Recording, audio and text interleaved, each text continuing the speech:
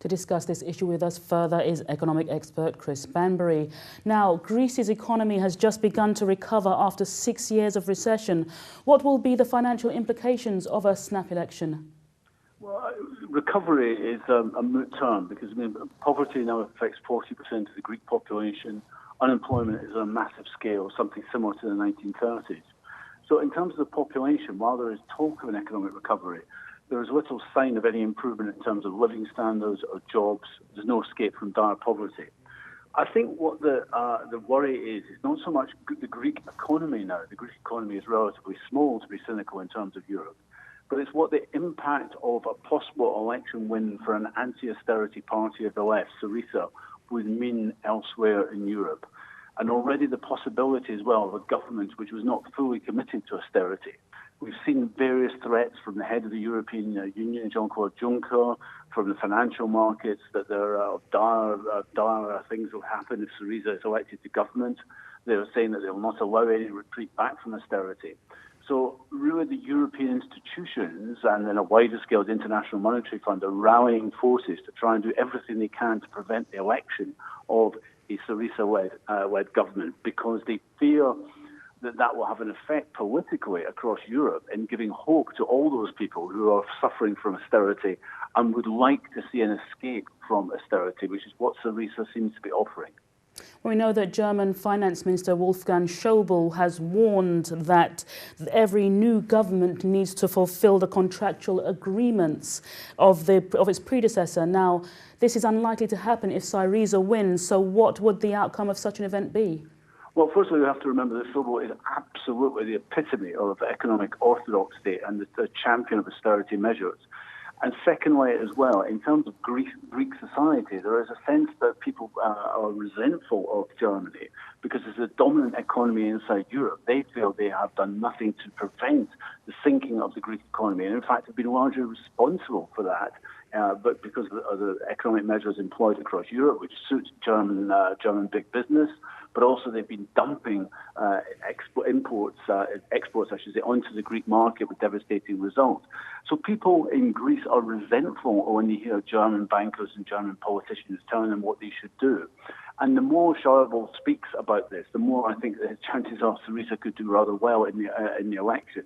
I think he'd be better to stay quiet and let others in the European establishment, which they will, threaten all sorts of financial and economic retribution if the Greeks dare to pursue their democratic right to elect a radical left government committed to opposing austerity. Now, what will the Greek vote mean in regards to the rest of the Eurozone?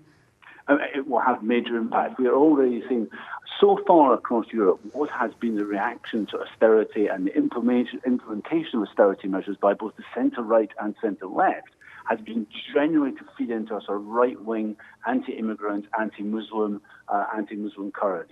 There are exceptions to that, particularly in Spain, where we've seen the rise of a similar radical left force, Podemos.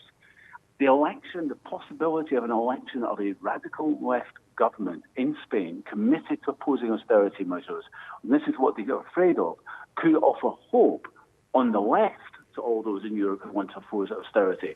And people might start looking towards the left once more. And of course, that is something which Schäuble, David Cameron, Angela Merkel, François Hollande do not want to happen.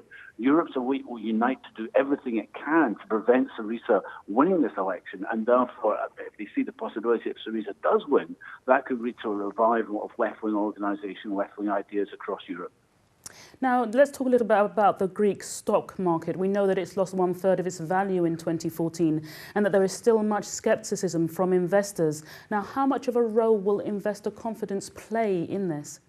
Well, I think international investors are still largely steering clear of Greece. I mean, there are various people prepared to lend them money. There are various people prepared to buy their bonds. But I don't think in terms of investment, what people are looking for is profit. And what Greece now offers is a very low-wage economy because of unemployment and because of low wages there. And whoever is in government, that's not going to change very much. But I think investors will be worried about this. Any politician who seems to veer away from the economic template of neoliberalism, which is accepted now by all the established parties, is held up as a danger and a threat. They don't like this, hearing people breaking from this orthodoxy of essentially free market politics. And therefore, I think they will be watching this very, very warily. Of course, the Greek economy in itself, I think, is not in itself going to pitch the Eurozone into crisis. But we should remember, it's not just Greece anymore. The third biggest economy in Greece, Italy, is in serious problems. The second biggest economy in the Eurozone, France, is in dear problems. Germany is not so good. And although there has been some signs of recovery, much heralded, I have to say, and much exaggerated, it's clear that the European economy is tottering on the brink. And the Americans, the Chinese, the Japanese, and so on are worried about a fresh recession in the Eurozone and what the impact that would have on the world economy. Chris Bambery, economic expert, thank you very much for joining us today.